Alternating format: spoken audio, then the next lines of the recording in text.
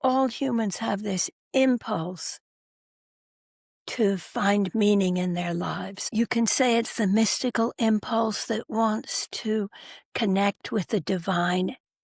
And I have just been blown away by this wonderful idea that you learn love, and it certainly has marked my life.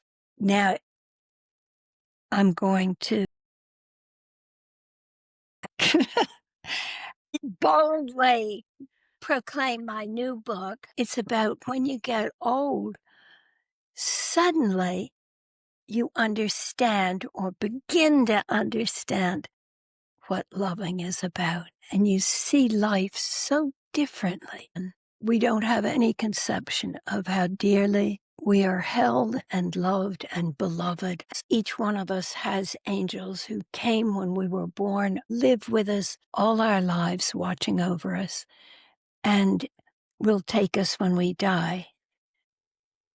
And we don't understand that all we need to do is ask for help, and they're there. And if we want to see them, all we have to do is say, show me, and they will reveal themselves, not on your time, not in the way you think they're going to be. They may not have wings or any of that, but they will come with warmth and light and comfort and the sense of home. I belong. This is right. I am loved. When I'm writing and it's going well, that's who I was meant to be. We're not in charge of what happens to our work.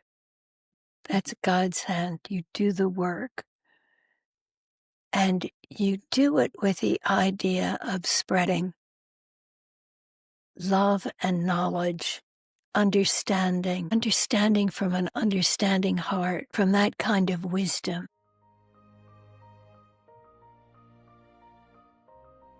Hello, friends. It's Donnabelle, your host of To Hum is Human.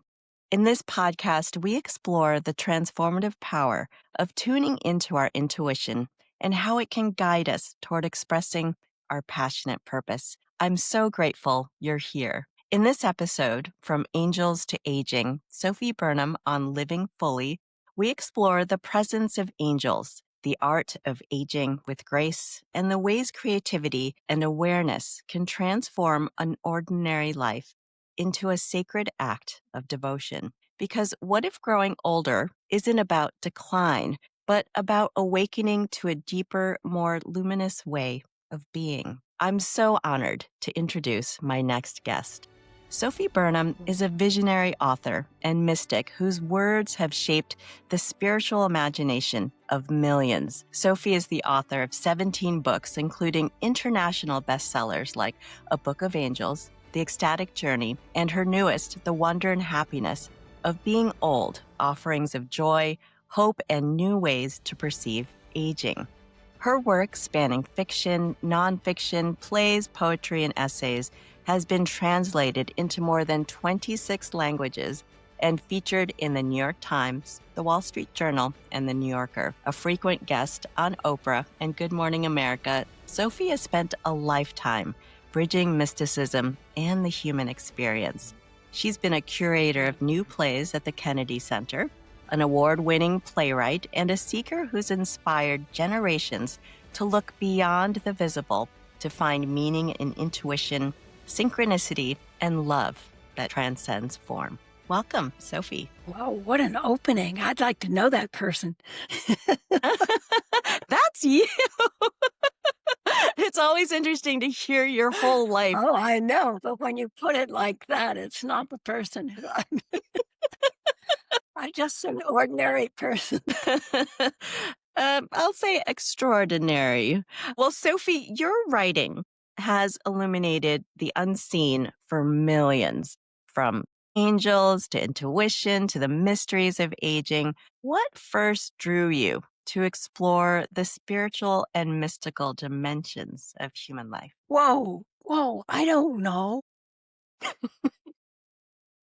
I ought to come up with something absolutely brilliant, but I really don't have any idea. There is an impulse, the human impulse. All humans have this impulse to find meaning in their lives. And I do too. You can say it's the mystical impulse that wants to connect with the divine, however we define the divine, because some people don't see it at all. And some people see a lot of it. I have spent my lifetime looking for God, if I could say that, or searching for this grain of divinity that makes life important, that makes life. Otherwise, it's just this awful journey that we're on from birth to death for no reason whatsoever and no way out except to slash your wrists. And so, I mean, I've never been in that position, but I know people who really, truly long to know and who don't. And I think they're very courageous. I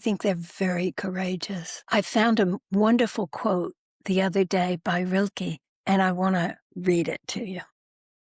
For one human being to love another, that is perhaps the most difficult of all our tasks, the ultimate, the last test and proof, the work for which all other work is but preparation.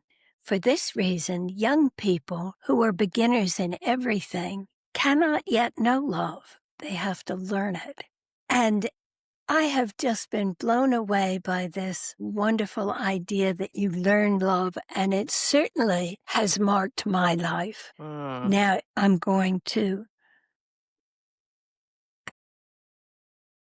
boldly proclaim my new book, which is I've loved it. I absolutely loved reading it, and I have so many questions for you. okay. Well, I just wanted to say that that's what this book is about. It's about when you get old, suddenly you understand or begin to understand what loving is about, and you see life so differently. well, you've said that the invisible world is as real as the chair you sit in. How has your understanding of that invisible world evolved over the course of your lifetime now over 80 years? Oh, it has evolved, and yet it's exactly what it was when I was 5 years old, and I could see that everything was shining with light. I can remember playing on the moss, looking at the moss under the oak tree, and feeling that the tree was bending down, loving me, that the air was filled with vibration. Then that sense goes away. We get to be teenagers, and we can't find it, but you remember it. Well, in a book of angels, I wrote about how an angel saved my life and about many experiences that many people had with angels. And it took another 20 years before I had the mystical experience, revelation on the mountaintop that I write about in The Ecstatic Journey. And these two things didn't just make my life work out perfectly thereafter.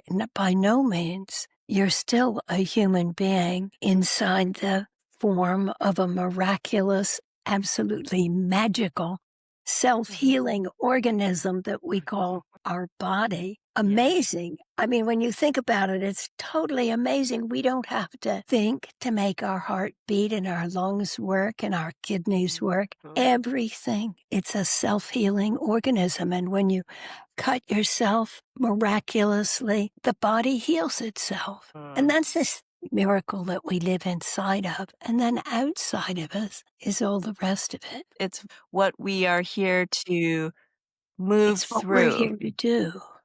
Yes. I heard just the other day that it was Teilhard de Chardin, the French mystic, who wrote that we are spiritual beings having a physical experience. I didn't know it was him, and I'm still not sure that he said it, but it's attributed to him in some instances. And that's become, as I've gotten older, more and more obvious to me. We're creatures of the divine. We're beings of light, and we shine with light. Anyone who can see auras sees our auras Hmm. wide all around us. And we're voluntarily agreed to come down here, incarnate into a body, and have the experience of being in a physical world, which is Mm. spiritual. Everything in the physical world is also shining with light and spiritual, but we don't know that. And we come down here to have the experience of feeling fear and anxiety and jealousy and envy and greed and lust and all the things that as a spirit, a pure spirit, we don't understand at all. And when Mm. we're there on the other side, we say, that sounds easy. Yeah, sure, I can do that. I can have alcoholic parents and I know Yeah. uncle who abuses me. No problem at all. And then we Mm. get down Mm. here and discover how hard it is. I've also heard the notion that we are souls here living a human experience in Earth school. Essentially, we come down Yes, here to live lessons to help our soul's growth. And what a beautiful idea that, of course, we're here to live these particular lessons and that these hardships exist, but there's also the joys and the wonders. So we live in a world of duality for that reason in order to really mhm. experience love, we need to know the opposite of love to have a full appreciation for it. That's what I'm trying to say. Exactly. You have to have the experience of all of these negativism, I can call them that, negative emotions and Mm. feelings and fears in order to eventually get it. Yeah, right. And hopefully you get it. Like sometimes people leave without getting it, and maybe they'll come back and the next time they'll get it. But you've lived so many creative lives in this human form as an author, as a playwright, as an editor, a producer. Uh-huh. But beneath it all, there's a deep sense of inquiry. What question or longing has guided your creative journey from the very beginning? What's it all about? That's it. That's really, it's so simple. How Mm. did I get here? Who am I? Why am I here? What am I Mm. supposed to do? And when I was very young, like 5 years old, I prayed to be beautiful because it was evident, even at the age of 5, that beauty won out. But then my prayers changed. And then I prayed to be a boy when I was Mm. 12, just about to turn and become a girl. And I prayed with all my heart and soul to be a boy. I didn't want a penis, mind you. I wanted the power that the boy has had. Mm. Mind you, 88 years ago, there was only one role for women, and that was called wife or Mm.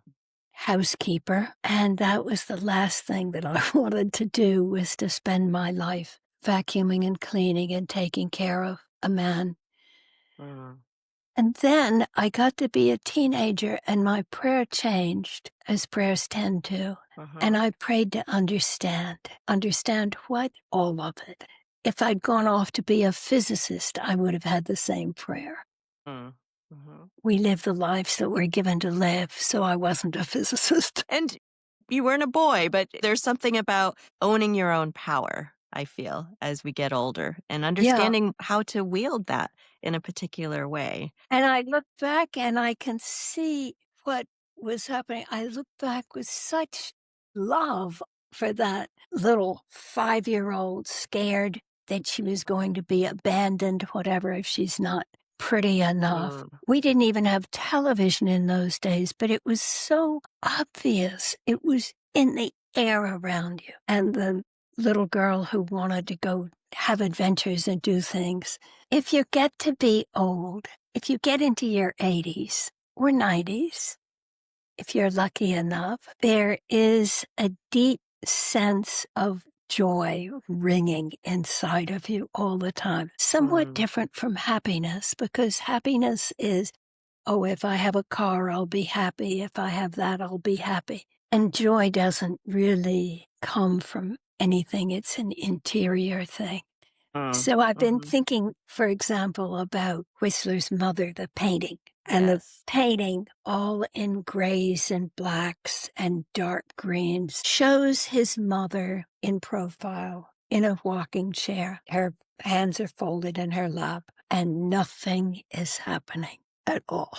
And it's a very beautiful painting, not only for the way that the painting is framed, it's beautiful with the idea of this is what old is.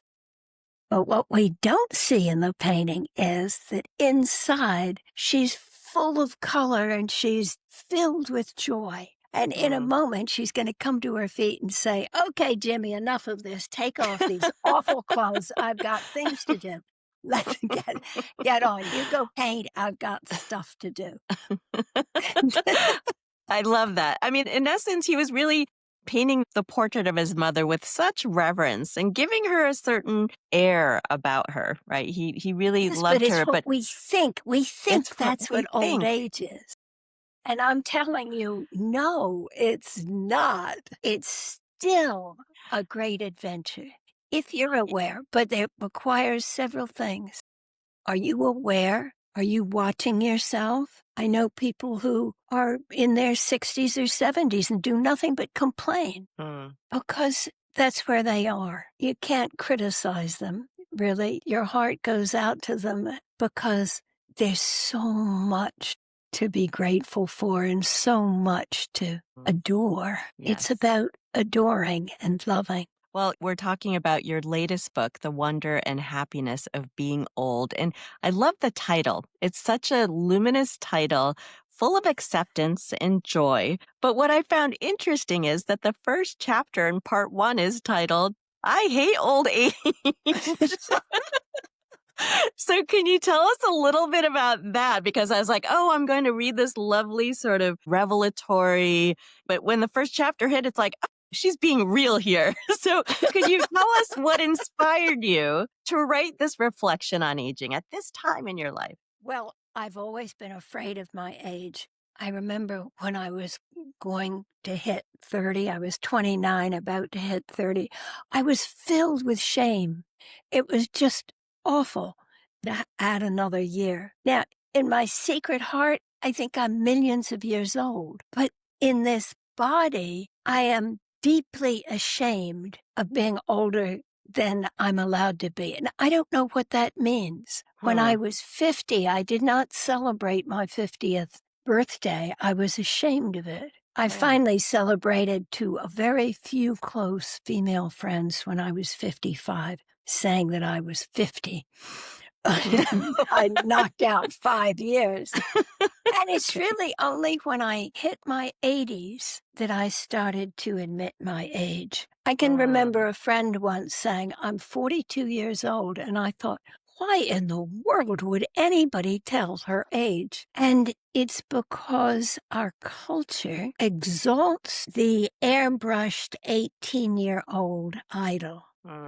And even at 25, you do not have that airbrushed skin, which probably has acne on it, but but at 25 it changes. But we're just crazy about disliking age. And so I'm a part of my culture. I'm hit by my culture. I have to honor the fact that I'm a part of it.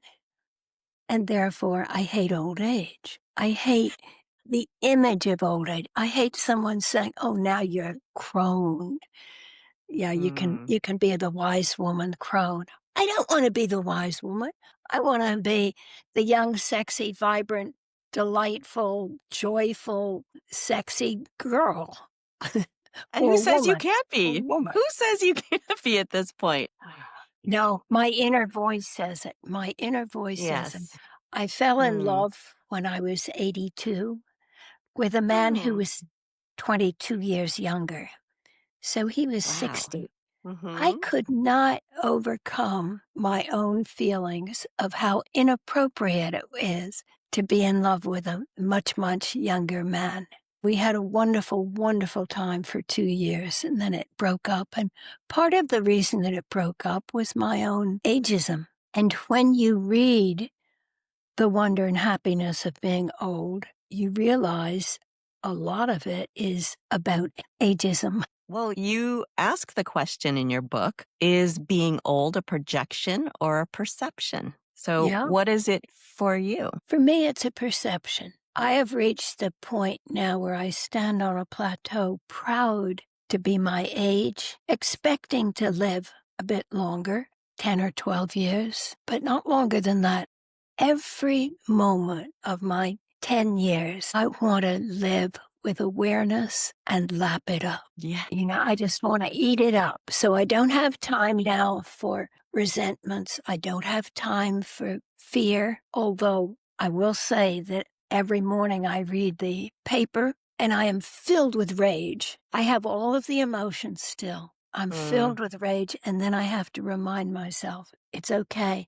We've done this before. Not exactly in the same way, but every generation gets challenges. And I have lived through the Vietnam War demonstrations. That was greater and worse than this. mm, McCarthy and communism was serious, and 9/11. And mhm, now we have this one here. It doesn't mean that I like it, but I mhm. can pull myself back and notice that it too will pass. And there's something about, yeah, Ozymandias, go ahead and build your ballroom, Trump, and go read Keats's poem on Ozymandias, where the sand has I, come over it all. Do you know what I'm saying?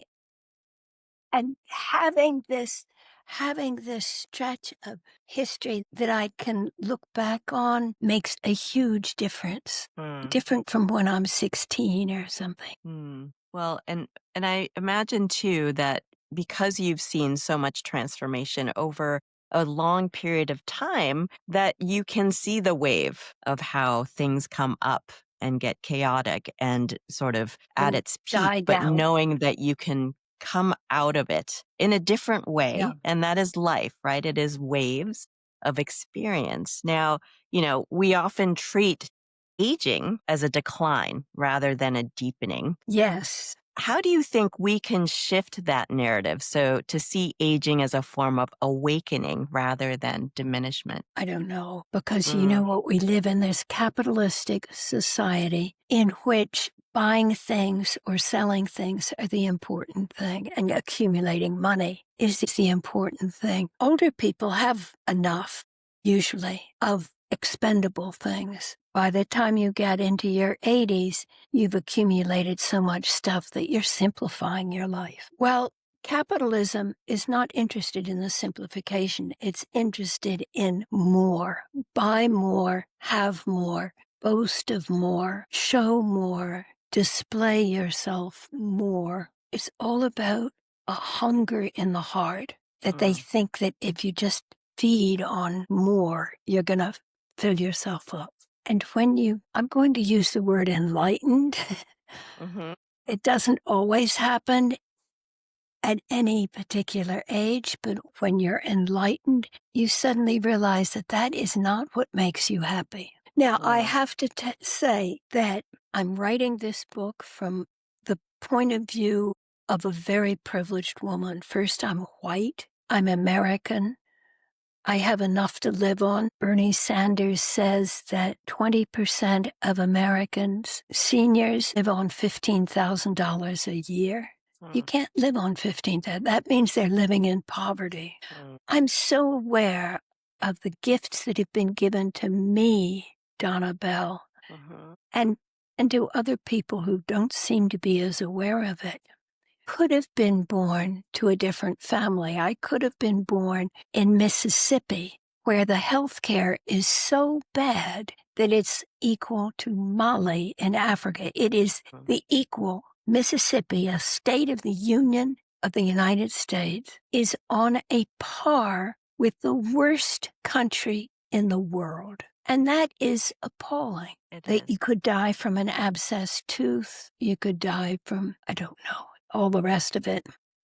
Now, of course, I also know that dying isn't the worst thing, but but I'm trying to say that I'm aware of it. And also, in answer to your question, I don't even know how to advertise this book, The Wonder and Mm, Happiness of Being Old.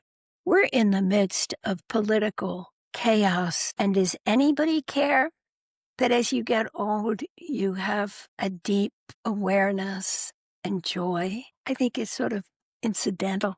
It's incidental, but I have to say, though, that when we can find, even if it's just 1 minute a day, that moment of clarity and just peace within ourselves, that in itself can be so healing amidst all the chaos Oh, it and is conflict absolutely, around us. absolutely. I acknowledge, thank you for sharing that part of, because whenever you write a memoir, it's always about perspective. I believe every story is important, and acknowledging that you come from a place to be able to have this experience and to be able to share this Yeah, experience is a way that we can enter into the book.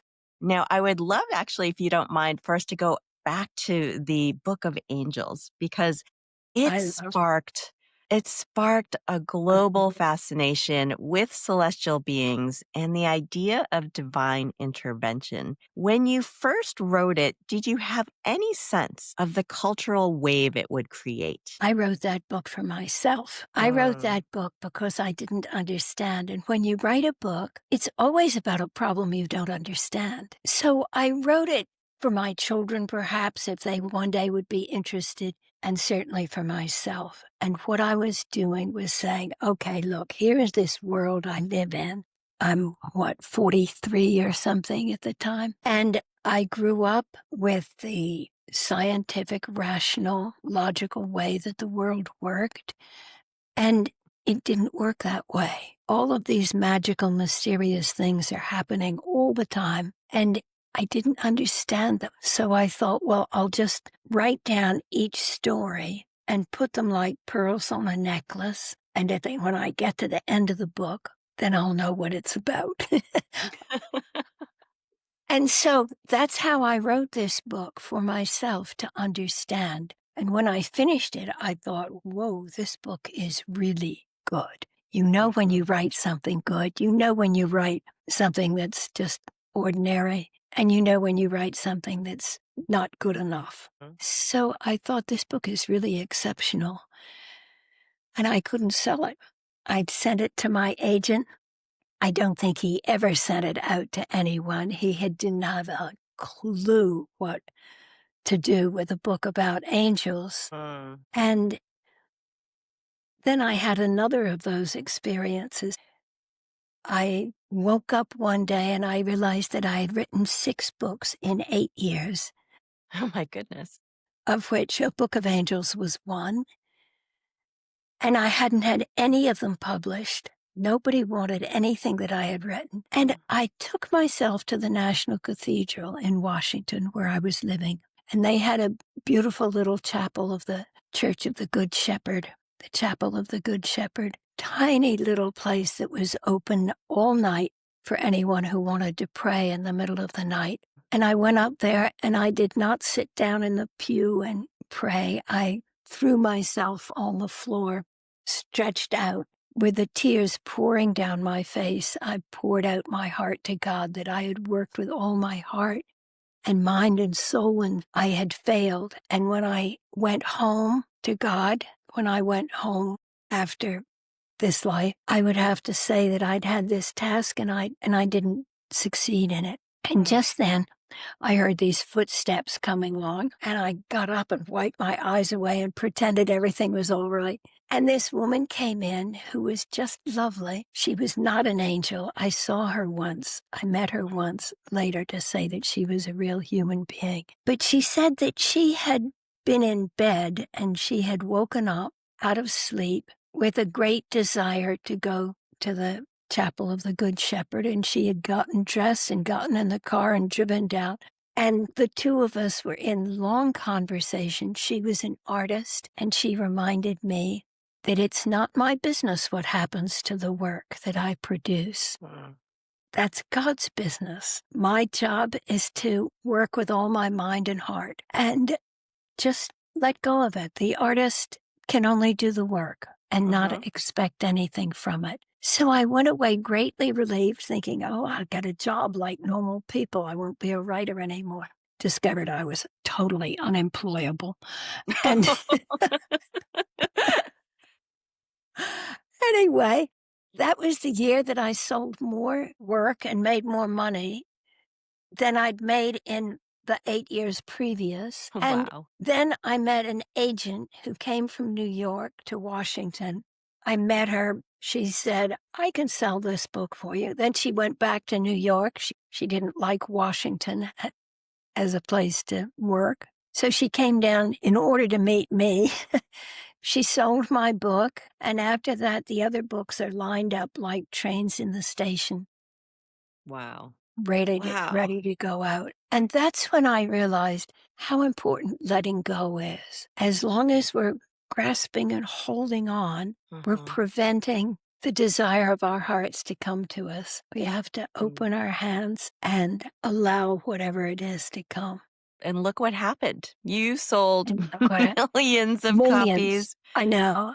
now Many. translated in 26 languages, if not more, coming. And the profound effect that it had for the people who read it. And then, of course, the following wave of inquiry into angels came afterwards. And it's almost like you open the floodgates to this understanding of this divine intervention, if you will, of how we are guided and brought to bring what we are here for outward into It's ways that people exactly can. right. Exactly It right. was And I got incredible. many letters. In those days, people wrote letters. We hadn't Mm, developed the emails yet. It came in about 5 years later. But I got packs of letters, and they would say, I've never told my story to anyone, but you will understand. And then they mm, tell, I haven't even told my mother, and they tell mm, their magical experience with invisible beings or of a presence near them walking at their side or of actually seeing an angel. Some of those too. It was really wonderful. And I didn't have any idea what to do with the celebrity that came. I was a mm. little mole writing in my little studio, and then suddenly I'm not. And Yeah. it was another scary, scary thing. You have to also imagine that the timing, when you allowed whatever to happen and unfold, that the timing was The exactly timing the was timing it perfect. had to be. The timing was You couldn't force perfect. this book on anyone.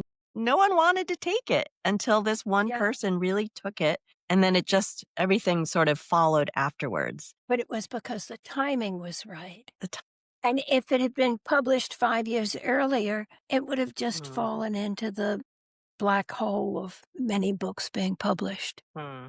Perhaps we weren't ready yet to really be open to angels or I celestial certainly beings. wasn't ready, and I had other books to write before it could be. Hmm.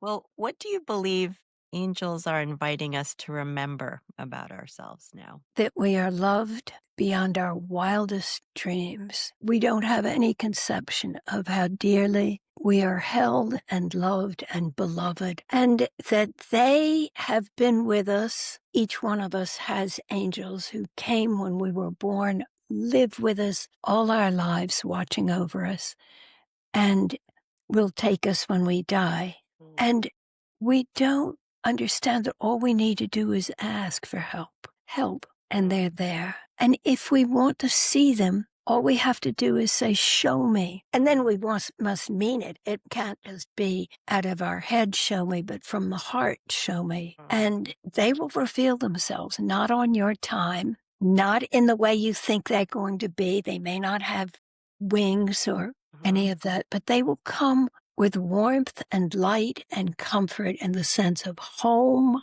I belong. This is right. I am loved. And I think that they're there to carry us over the hard times because it's very hard to be a human. It really is. And also to feel like we're not alone, even if we may feel like we are alone in all of this, that we That's are right. always guided by our That team. we're And always guided. Well, you asked, what do they want us to know? That we're loved.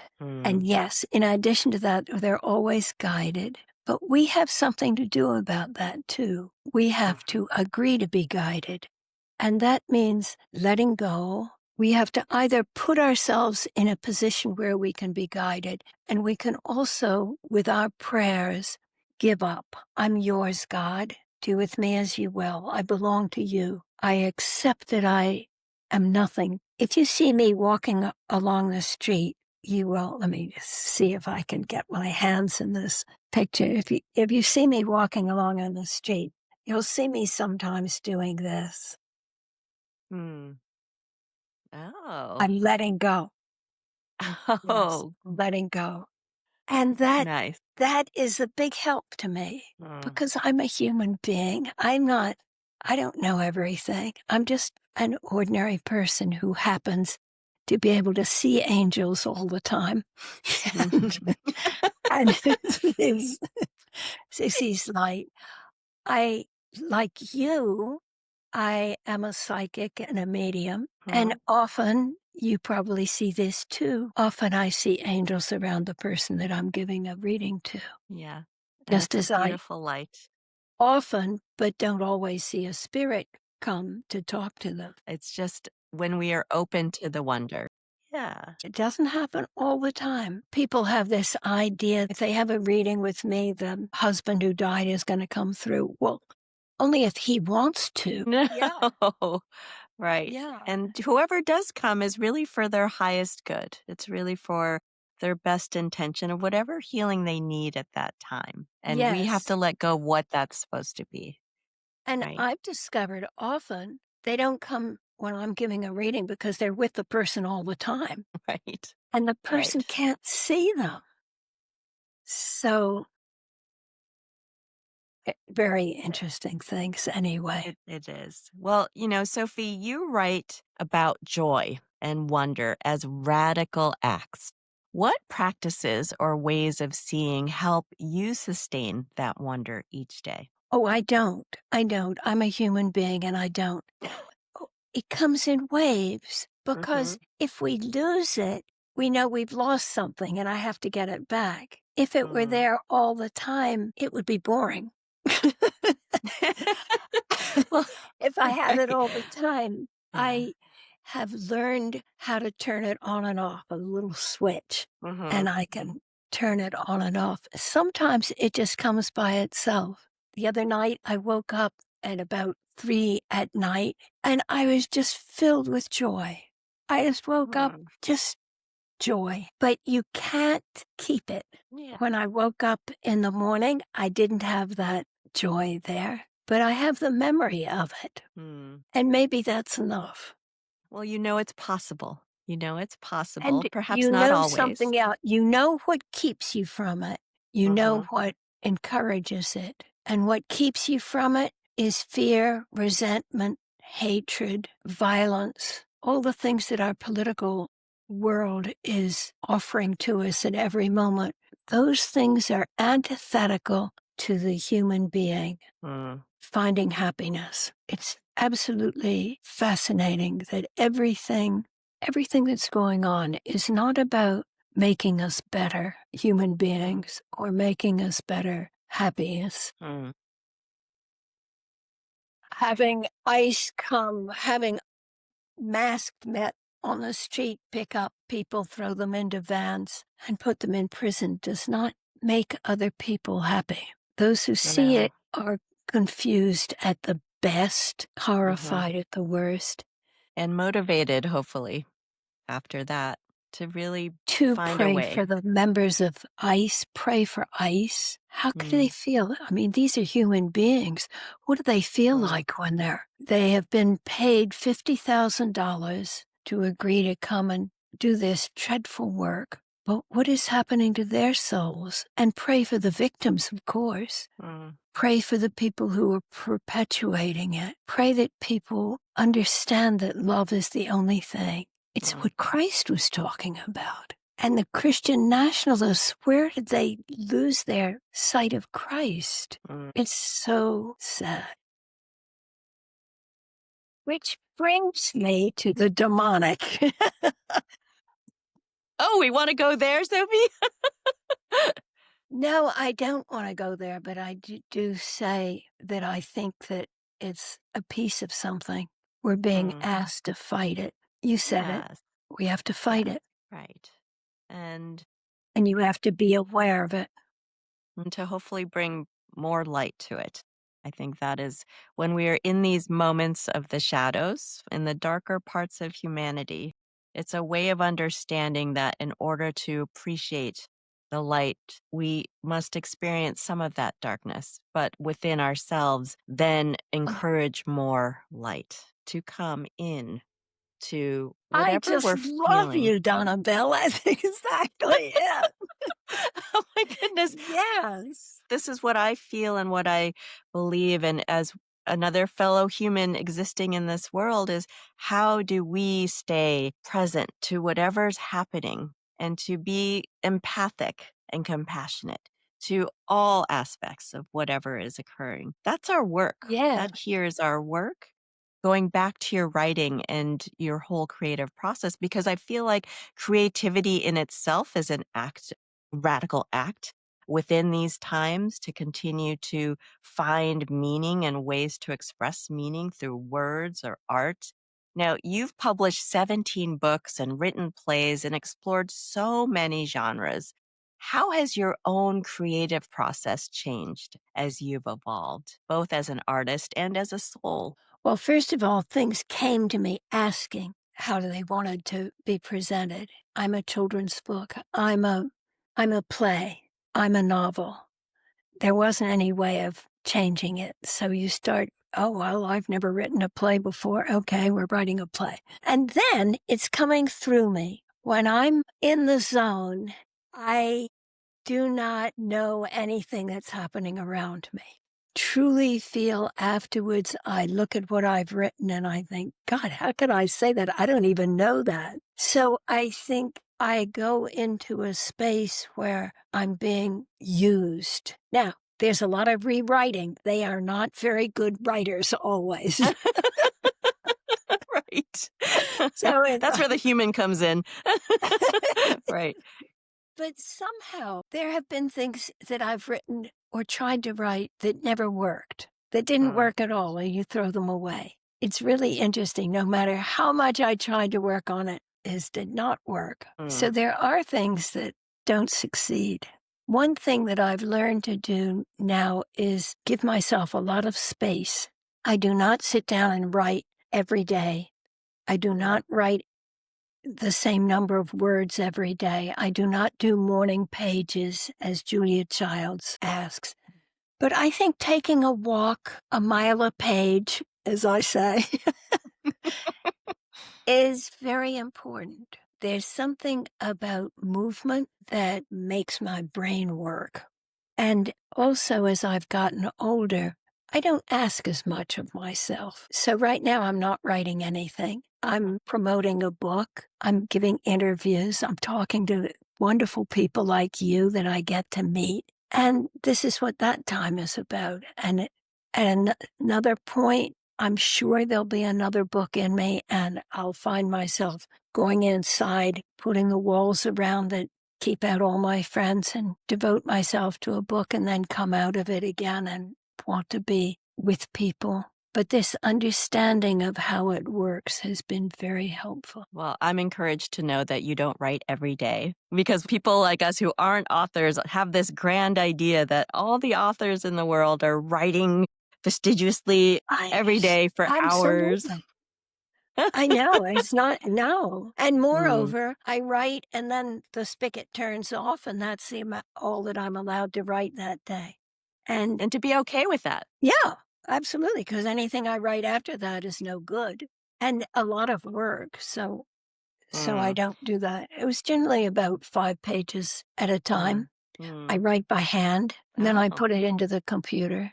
There's Mm. something very important about this business, your eye, your hand, the paper, the pen, and you write differently. I find I write better. I Mm. ideas come that I would not have if I were just typing. Typing it, I'm still in the logical, rational forefront of my brain, and I want Mm. to use the back of my brain. Do you find the same thing?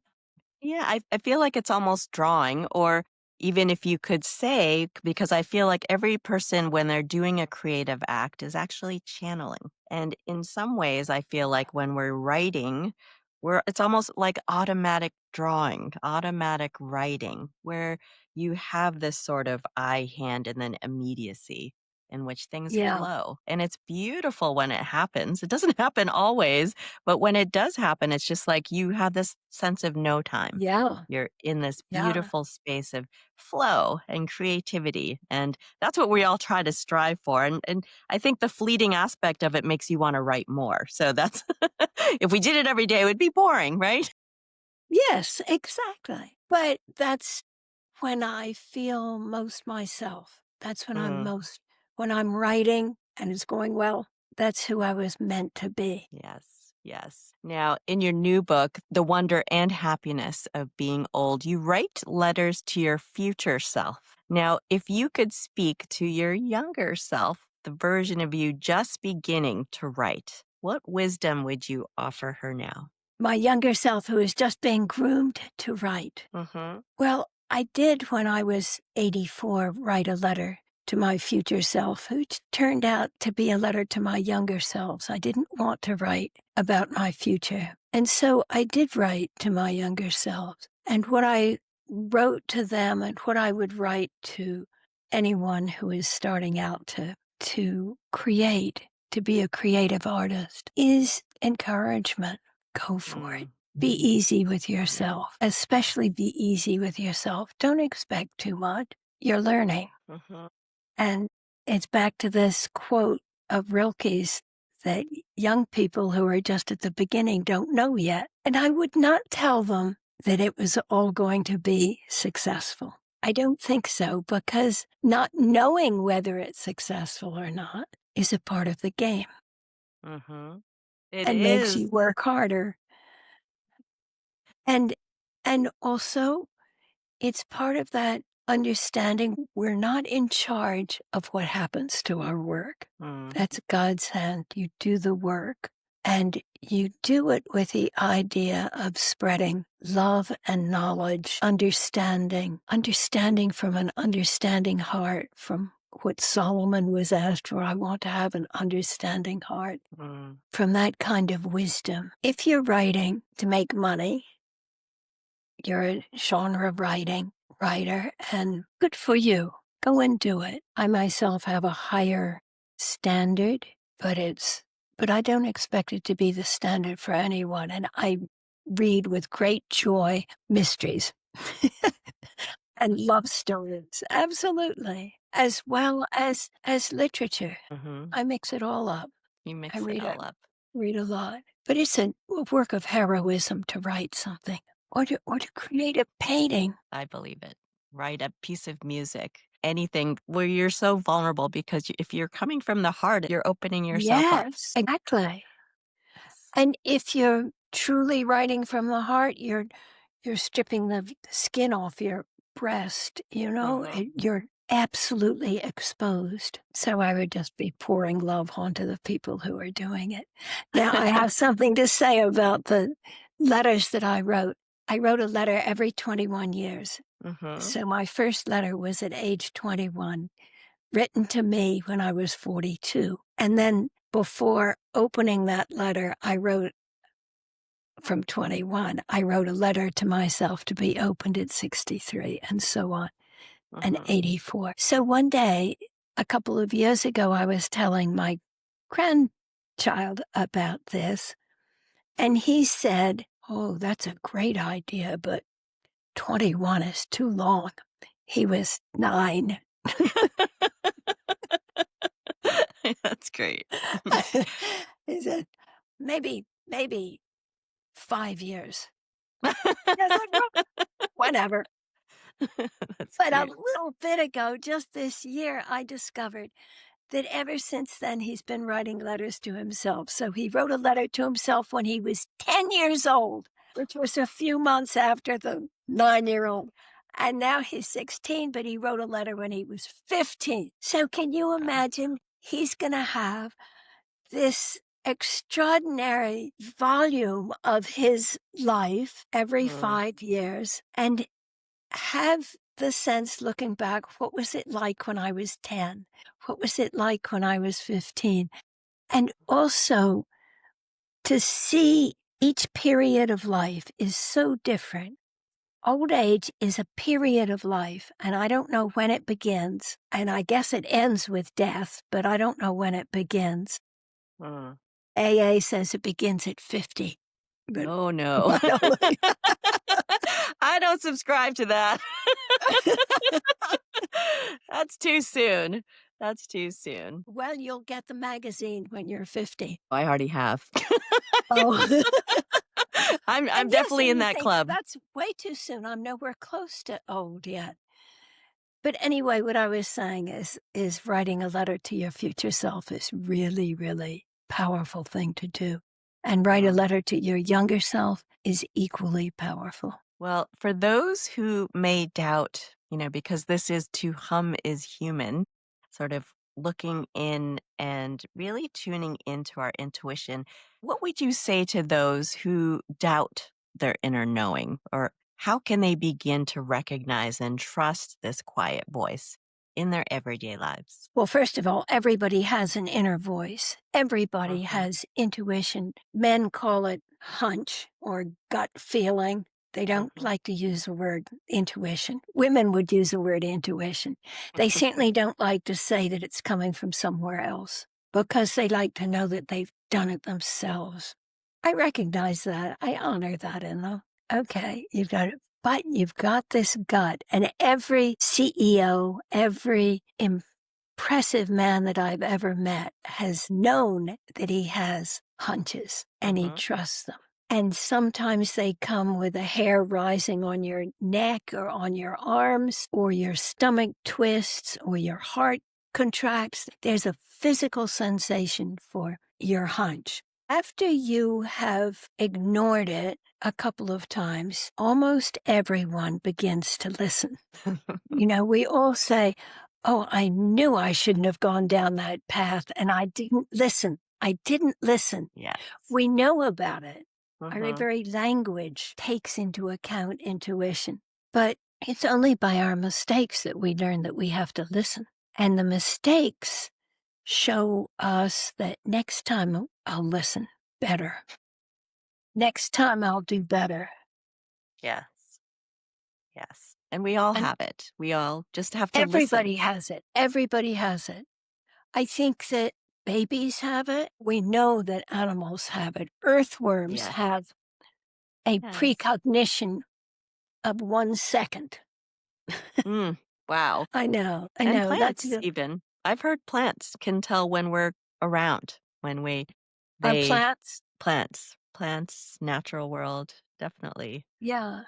Listen, have a whenever sense. I went away on a trip, often on a trip where I was writing for a magazine and they'd send me someplace, and I left David and the children in the house, something would break. It just became a joke between us. It was the refrigerator that broke or the dishwasher that broke or something. And I realized that my energy was holding these machines because the minute I came back, they would start to work again.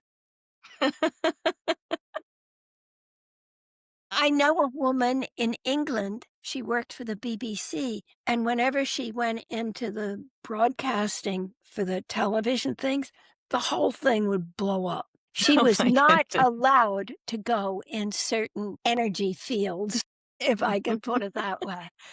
Well, I've been in your presence and I can attest to the incredible energy and light that you emit when you are in a space. Whether you know it You or know? not, you can No, I don't feel know. it. You feel it. I absolutely feel it. I'm very sensitive to that anyway, but there's just this incredible, beautiful, loving energy that just emanates from you. And so I thank you for that. Sophie Burnham, your life reminds us that wisdom is not something we acquire, but something we allow to unfold. And I love how your Oh, I reflections love that. remind us that creativity, just like intuition, doesn't retire. It ripens, it deepens, it listens more closely to the subtle music between the worlds. And thank you so much for sharing your story with us. It's been an honor, Donnabelle, really. An absolute honor to be here with you and spend time. Thank you.